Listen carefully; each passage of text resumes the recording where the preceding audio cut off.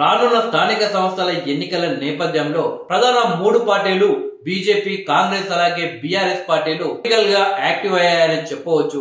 ముఖ్యంగా BRS party Kodangal నుండే party కార్యాచరణ మొదలు పెట్టింది. ఇక కాంగ్రెస్ పార్టీ కేసీఆర్ గారి నియోజకవర్గం అయినటువంటి గజ్వేల్ నుండి పార్టీ కార్యక్రమాలను మొదలు పెట్టడానికి ప్రణాళికలు సిద్ధం చేస్తుంది.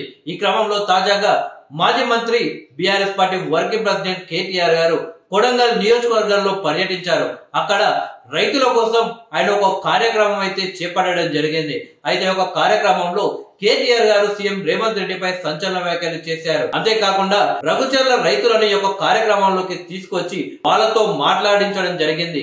అలాగే ఏదైతే లఘుచర్ల ఇష్యూలో ఉన్న భూములు ఉన్నాయో ఆ భూముల వద్దకు కేటీఆర్ మరియు కేటీఆర్ బృందం వెళ్లడం జరిగింది. అయితే ఈ యొక్క కేటీఆర్ పర్యటనలో ఒక ఆసక్తికర సన్నివేశం అయితే చోటు చేసుకుంది.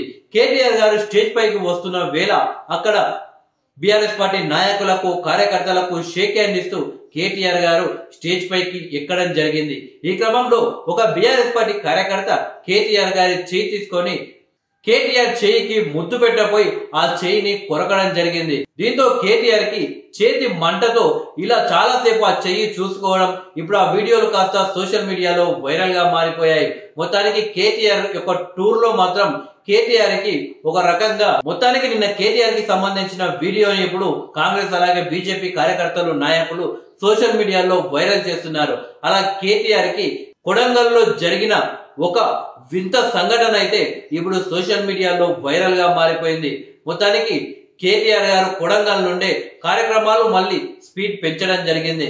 రానున్న స్థానిక సంస్థలు, గ్రామ పంచాయతీ ఎన్నికల్లో బోని కొట్టి మెజారిటీ సీట్లు సాధించడమే లక్ష్యంగా ఇటు కాంగ్రెస్, బీజేపీ, బీఆర్ఎస్ లు లక్ష్యంగా పెట్టుకున్నాయి.